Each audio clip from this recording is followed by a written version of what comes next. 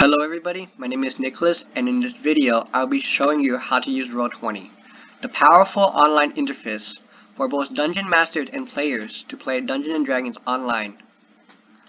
So during this quarantine season, I think that teaching you how to use Roll20 is pretty nice since it allows you to continue playing the game online.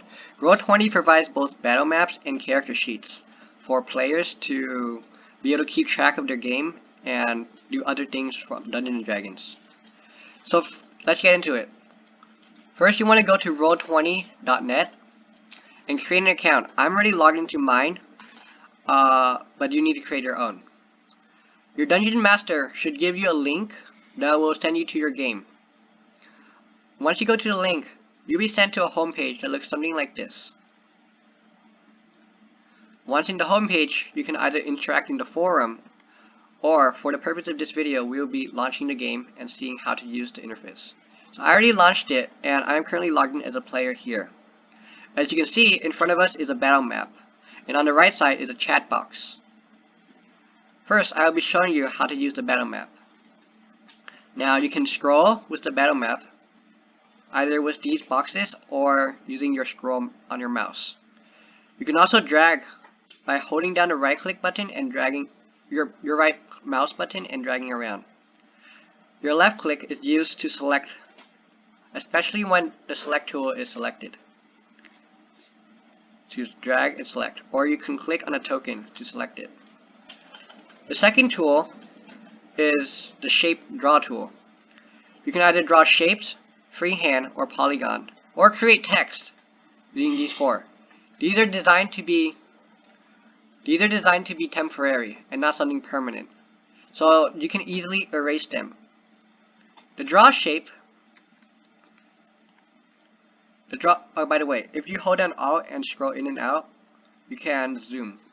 So the draw shape will allow you to draw squares and ellipses. If you hold down Alt, then you can draw ellipses and press normally to draw squares. If you hold down your Shift key, and this will be similar to others, so if you hold down your Shift key, you can make the thing snap to the grids, as you can see. So this is pretty handy, especially if you want to make something that is snapped to the battle grid. The freehand tool allows you to draw freehand, obviously. You can draw directions, which way you intend to go, or maybe outline the certain area. The polygon is also useful in that you can create specific shapes that might not be able to generate via the normal draw shape. Finally, you can use text. You can type something here and keep track of it so that you can note later, like maybe the numbering on a certain wall or how many of something is there. So you can also change the color and the size of the stroke and the fill as well. By default, the color of your shapes will be your player color, which you can change in this box down here. Player colors are just to differentiate between other players. So you can select these and delete them. You can also select them individually and hold Shift to select multiple to delete them. So I'll delete all these real quick. So the third tool is the zoom tool. You can either use this to select a specific zoom you want, such as resetting it to 100% zoom. Otherwise, you can just hold Alt and scroll in and out to zoom. The fourth tool is the measure tool. The measure tool is designed so that if you have a character in one spot, you can see how far it takes for the character to walk a certain distance. So by the scale, it is currently 5 feet per box. Same thing as diagonals. So if you don't allow diagonals, then you have to work specifically. The measure tool can also be used to drag multiple paths. While you're selecting the measure tool, press Q on a point to put a checkpoint.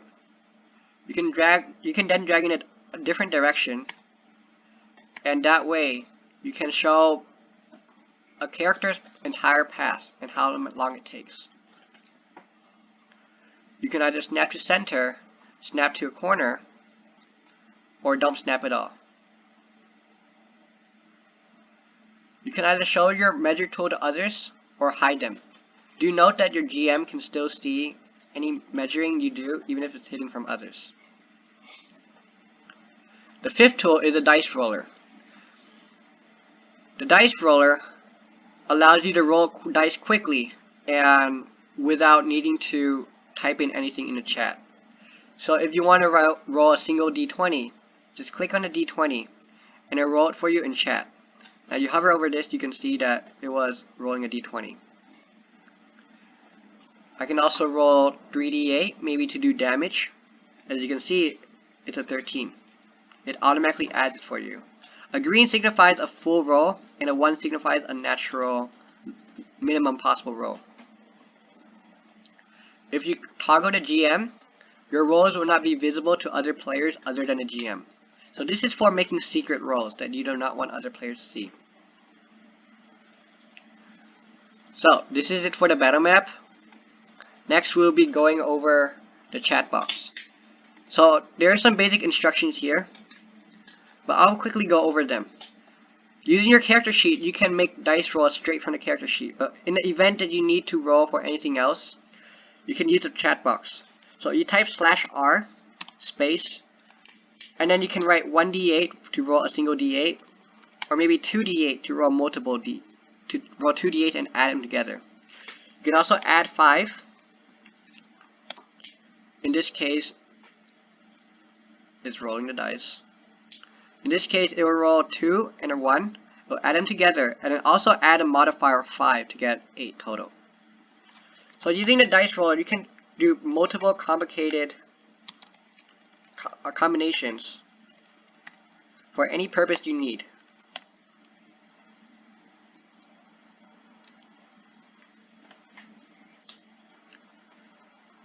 You can also use this for chatting. So if I want to say, I can chat in the chat box, obviously. Notice that I am currently chatting as Nicholas. If you want to chat as another player, if you have a character here, you can choose to be what you're chatting as. So you can select your character name, and so your character will be talking instead of you. This is so that if you want to talk in character, then you can use your character's name. But if you want to talk out of character, when discussing meta rules and other things, then you can use your username. By the way, if you go to settings, you can change your display name, which is your out of character name. You can also type /EM, and then your message, starting with a verb, to show an action that you did. Usually this will be used with your character. Okay, now that we're done with the chat box, I'll be going over the journal. So in this journal, I'll go over here. In this journal, you can see that there are many things you can access. So I'll be making an example here by creating a new character. I'll call him Keof Krejoa. So once you have your character in the journal, you can click on items to open them, open their tab. Now you see there's nothing much here, and that's okay because this is bio info. You do want to go to character sheet. This will allow you to have a lot more options. So when you make a new character, your DM will create a character for you to edit, and you have to enter all of these yourself. So for example, if my character has 15 strength and I'll type in 15 here, and it'll automatically give me the modifier. You choose your class, your level, and other things. You have to fill in some of these on your own, and other things will be done can be done automatically for you. You can alternatively use the Character Mancer. The Character Mancer, which is the prompt when you open it, will allow you to go step by step through making a character. It should have launched it, but then since it didn't, you can also go to the settings right here and launch the level 1 Character Mancer. From here, it will go through with you step by step in creating a character. Do note that not every single setting is here, since it is following the S or RD, the source reference document, and only free subclasses and other features are available. For example, under background, there's only the acolyte. If you want to choose another background, you need to manually enter it. You can look up other information on another background online by searching it up and then typing 5e. There are plenty of resources which allow you to copy and paste over.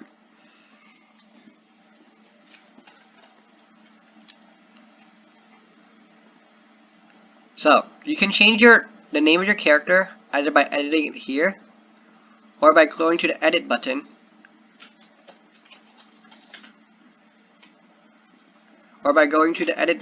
and hang on. Here, it should be here. Yeah, and then changing the name here. You can also upload an avatar. So in this case, maybe I want to upload an avatar of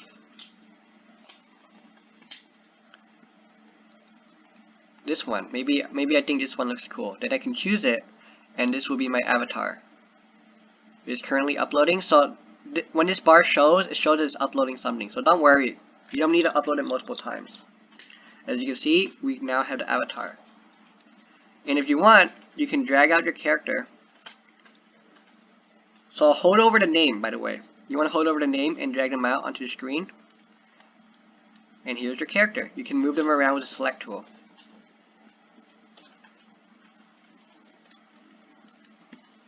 So, what other things can you do with your character sheets? I'll show an example of one of the characters I have existing. So this is a completed character sheet that has multiple traits, features that are listed here. Things in the equipment box, attacks, and other proficiencies, things like that. You can roll from the character sheet by clicking, like when it looks red, then you can click on it and it'll roll into the chat. So for example, if I want to make a dexterity saving throw, I can click on it and it'll roll a dexterity save for me. Now you can either use the left one if it rolls 2, so you use the left one because we have always roll advantage. You can also advantage toggle and then select when you want to use a normal, advantage, or disadvantage. So for a normal roll, I'll roll 24. If I roll advantage, then this will be the grayed out roll because it is the less roll. So you can public roll or you can GM roll. A public roll will be displayed to every single person in the party, while a GM roll will only be displayed to your GM. So when creating a character, you can drag in items from the compendium. So I'll go back to the character that I made, Ifosin, and we will drag in, for example, if he wants a sword, I'll go to compendium, search up longsword, and drag in the longsword proficiency, as well as the longsword. And it should be automatically done for you. In this case, the longsword is versatile, which can be held with 1 or 2 hands. So that's why there are both options here. You can also drag in spells from the spell book. So for example, if Yofu is a spellcaster, he might be able to cast Firebolt. Just search up Firebolt in the compendium and drag it over. To cast Firebolt, you can click on it and the spell will be cast. In this case, this is a pretty low roll and probably would fail, but it would do 1 fire damage if it did hit. Not all spells are in the SRD. A good majority of them are, but then you might find that some of them are not, and you have to create them by yourself. So to create one, you do want to press the plus. You fill this information from here. So for example, Thorn Whip is a transmutation which takes 1 action to do. Its range is 60 feet, and it targets a creature. It requires all 3, and it requires the material doesn't usually really need to be required unless it has a cost or it's consumed, because you can replace it with your spellcasting focus. It doesn't require concentration, and it is instantaneous. The output, it is an attack, so we'll be using an attack. It makes a melee attack damage, and it's spell, so then we roll 1d8 here, piercing. By the way, if you want to find out this information, you can go to other sources. For example, I can search up Torn Whip 5e, and it'll show right here with all the information you need. Then copy this over and paste it here. Include partial, and it is a cantrip, so it'll be using cantrip dice. And done. So it does require a little more work to manually enter spells, but then it all works just the same. And here we cast Thorn Whip.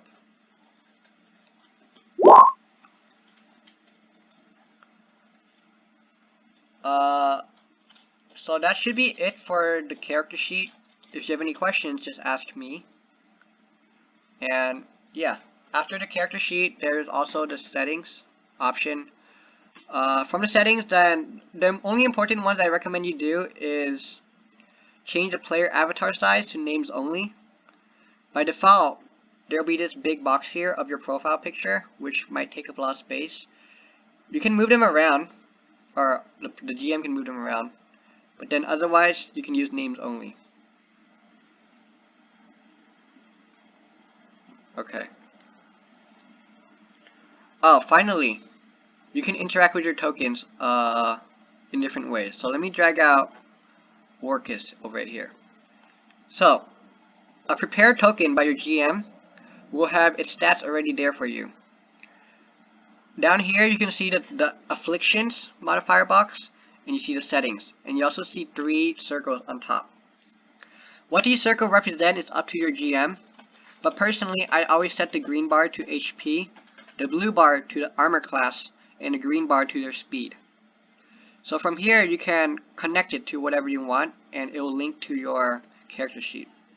So if your character takes, let's say, 5 damage, then the character sheet should reflect this. By the way, you can also double click on your character sheet to minimize them, so you can quickly access them again.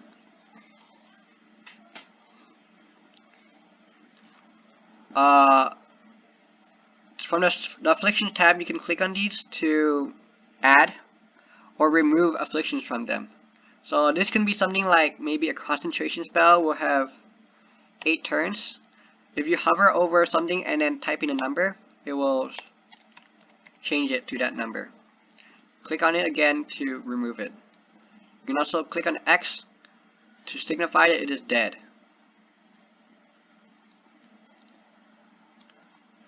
While you're dragging your character around, you can also press Q to show the movement, and this way you can see how far a character moves. In this case, Orcus can only move 25 since that's his speed, so he can only go this far. One last thing, during combat you'll have an initiative, so there's an initiative tracker right here.